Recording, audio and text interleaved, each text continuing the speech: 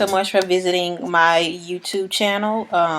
Welcome to Most Wanted Graphics Tutorials. I go by Roni. I'm a graphic designer of over 10 plus years. I'm self-taught, and this is going to be my first YouTube video. I have been asked numerous times to create tutorials to help you guys, and this is going to be my first one. On today, I will be showing you guys how to change colors inside of a PNG using Photoshop and Gimp. My tutorials will be mainly for beginners, people who are not familiar with Photoshop or Gimp. I am a Photoshop user. I have used Gimp many years ago before I discovered Photoshop. And once I discovered Photoshop, I never looked at Gimp again. I actually re-downloaded Gimp just for people who are beginners who do not use Photoshop. Photoshop is not free, but Gimp is free. One of the differences between Photoshop and Gimp is just the way it looks, the interface. To me, Photoshop's interface is a lot cleaner than Gimp's interface. That's one of the main differences that I've noticed. People who are not beginners in Photoshop and Gimp, you may see some things that you probably would do different than I do, but this is my way. This is the way that I think would be the easiest for someone who is not that familiar with Photoshop and Gimp. So leave your negative comments to yourself. Alright, so let's get started. I already have my file open inside of Photoshop. If you're not going to use Photoshop and you're going to use Gimp, you can fast forward until I get to the Gimp tutorial. Out of all of my files, this will be definitely the file you want to use to edit the colors because it has the least amount of colors in the inside of it. I have some files with different patterns in it, like the cheetah print. I wouldn't try to edit the cheetah print file. I would definitely use this particular file with the pink, the black, and the gold. Alright, so the first thing that I do is duplicate the original layer. Just in case I don't like how it turns out, I'll still have my original layer. So what you do, you take the layer and you drag it down to this little piece of paper and it'll duplicate the layer. So you click and drag. Try again. Click and drag. And it'll duplicate the layer. You can either hide the layer or leave it on. It's not going to make a difference as long as you're working on that top layer. It's not going to make a big difference. But I'll go ahead and hide it. And then what I do, I go to the magnifying glass and make sure the plus sign is selected. And I zoom on the area that I want to start. So I'm going to start with I can. And I'll zoom on the letter I first. And then what I do, I take my hand tool and I move my layer around to get a better view of what I'm trying to see or edit. Then I click on the paint bucket tool, and before you move on to selecting your color, I usually keep my settings just like this. I keep the mode to normal, the opacity to 100%, tolerance to 30, and these two are always selected. In all honesty, I don't know what they're for, but ever since I've had Photoshop, I've just always left that setting as is. Alright, so then I'm going to change my pinks to purple. So I'll go over here and select the purple that I like and start clicking inside of the letters I, C, A, and N. I can. And I'm going to double click every time I change my colors. And I'll show you later why I'm going to double click, because some areas you may be able to still see the underbase, but I'll show you that once I get to it. So you just click in the inside, hand tool, paint bucket. There's a little piece of pink left inside of there from the letter A, so I'm just going to take my zoom tool and zoom to that particular area.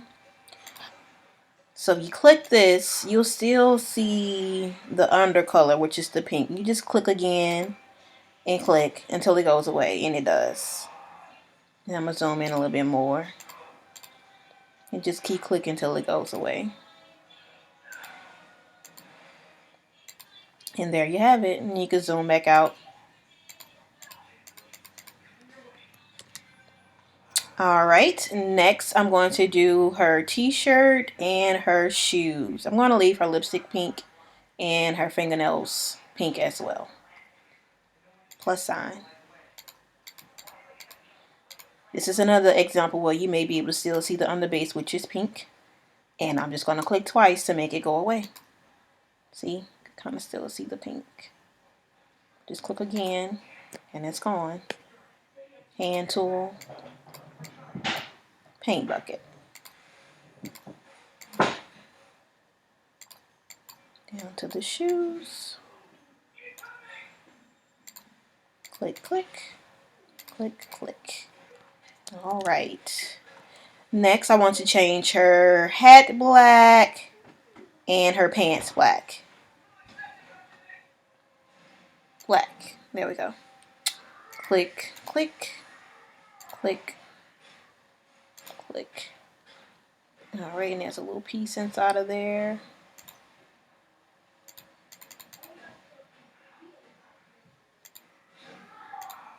All right. Zoom back out. Oh, I also want to do her sunglasses black. And next I'll change her hair to a dark brown. So you can either pick your colors here or you can double click the foreground color and choose the shade you want from here if it's not available right here.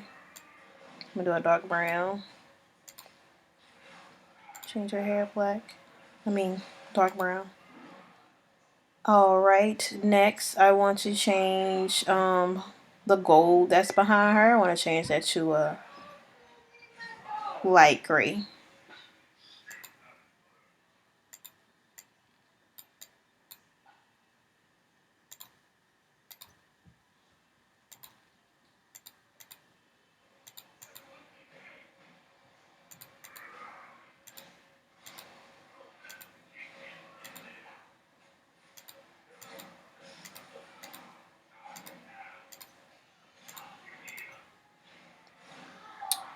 Alright, I want to change the colors inside of her tassel.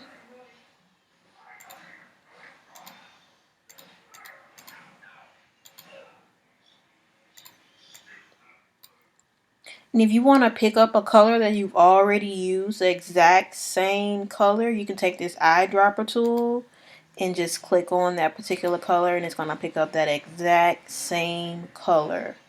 Brown, black, pink, gold, purple.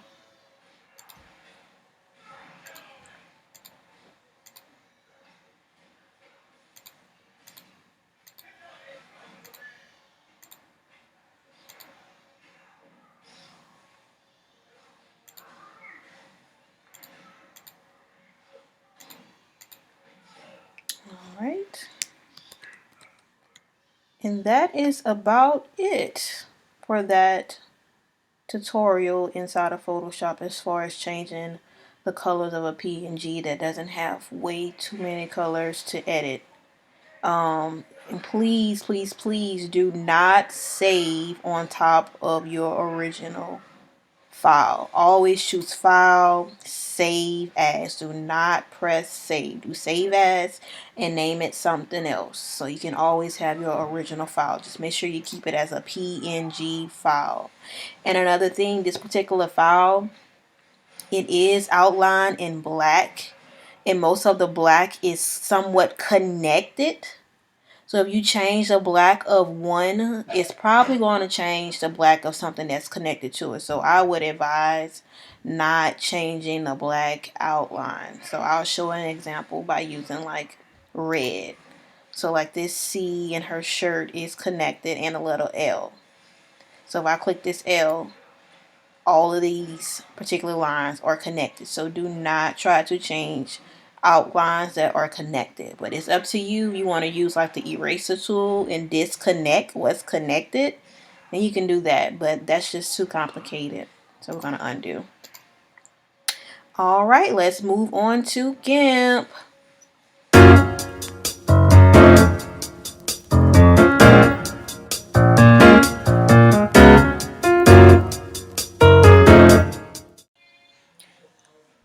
Alright, so I am here inside of Gimp. I have my I prayed 4 times like this PNG file open with the mail on it with the white outline.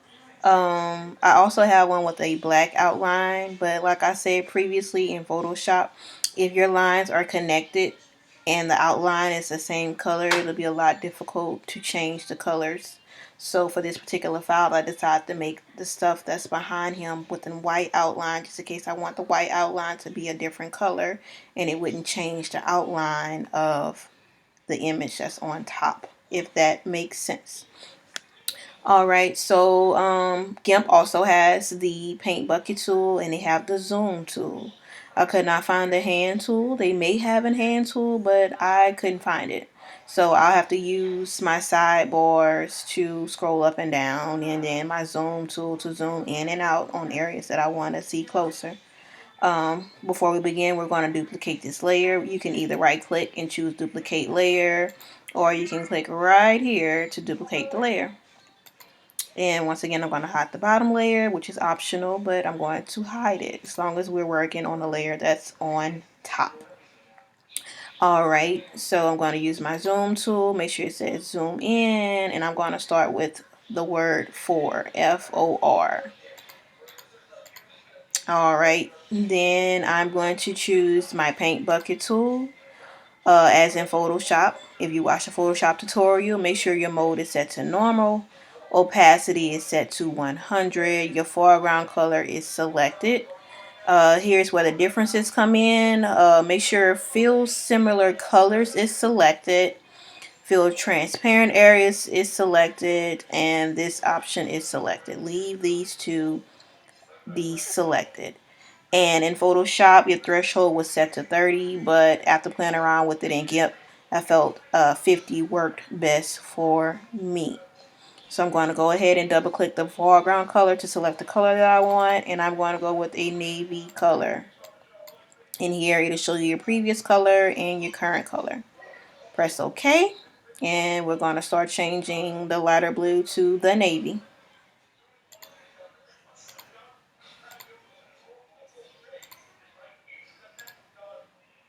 Scroll bar.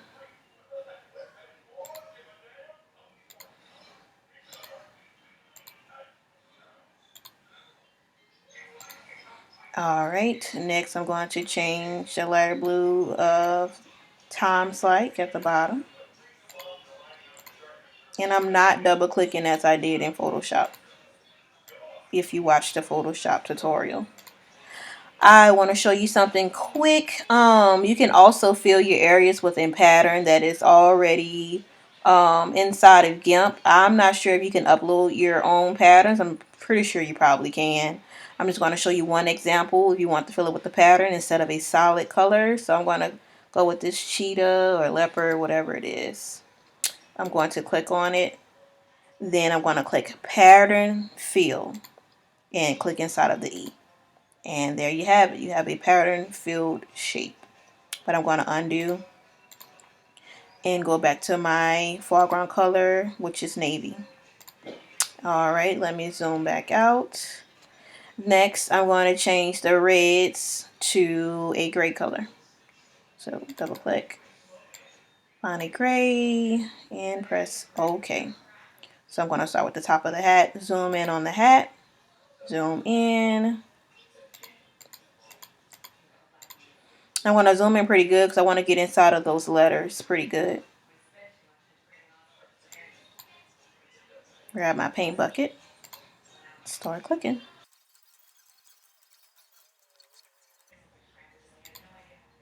Oops. That's what happens when you click on the line, that black line that I have everything outlined in. So just need to zoom in some more because I'm not catching it. Alright, zoom back out.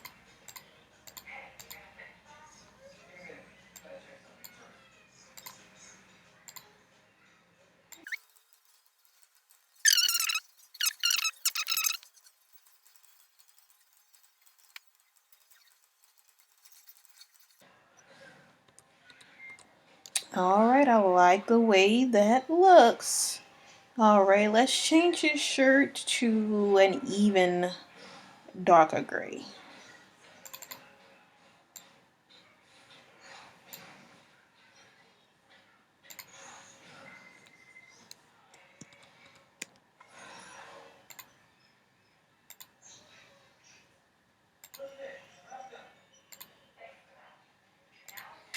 And if you notice, it does show the underbase, but I don't mind it because it still shows the creases in his shirt. And that is it. And you do not want to save on your original file. As mentioned inside of Photoshop, you always want to save it as something else. So file, save as, whatever you want to save it as, just keep it as a PNG. A PNG file has a transparent background.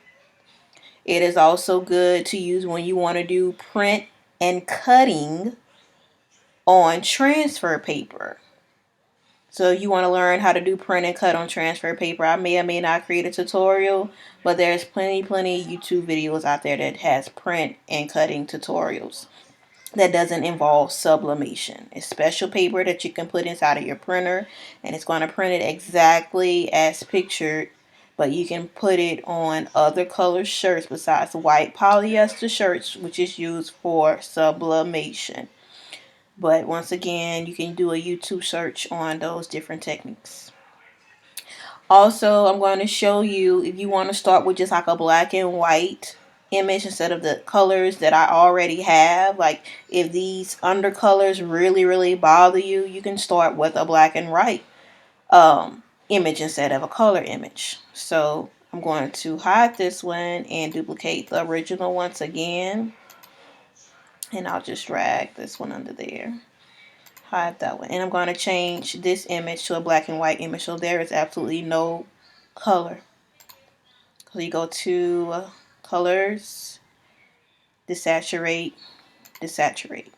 And you just choose the one where you feel like you're going to be able to edit the most colors. And this mode looks pretty fine to me. I'm going to go with this one. And press OK. So we're going to change his shirt once again. I'll go back to the light blue.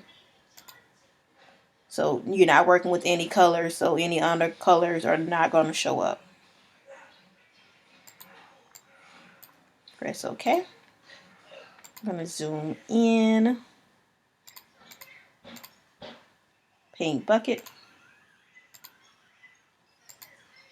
Oh, undo.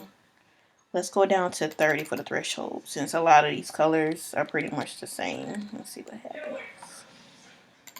Yes, go back down to 30.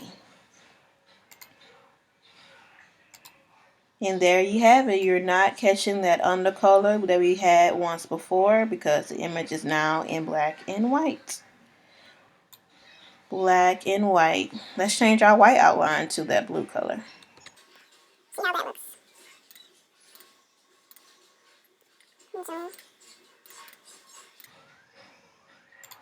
And it just takes practice and patience, time to learn all of this stuff, trial and error. I've spent many long nights trying to learn Photoshop and Gimp because I wanted to learn it. So if you have the patience and the time, it's possible to learn Gimp and Photoshop, but it's not going to happen overnight. Alright, let's change this gray to white and see how that looks.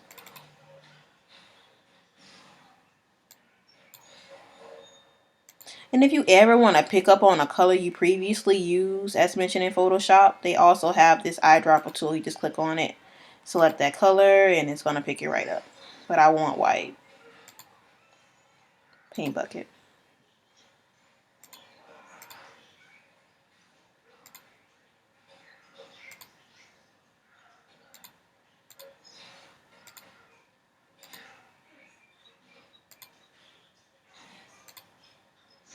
I'm liking this. And the more and more advanced you get with Photoshop and Gimp, there is other ways you can do this. Like if you want to select all of the whites in this document, there is a way to select all of the whites at once But like I said, this video is for beginners. I may make a video where there's other ways to select the colors instead of just clicking. But as far as this one, we're going to go with this technique. But that's pretty much it, you guys. I plan on making more videos in the future. Like I said, this is my first YouTube tutorial. If you have suggestions on future videos, please don't hesitate to email me. I'll have all my information inside of my profile or in the bottom caption of this video. Thank you guys so much.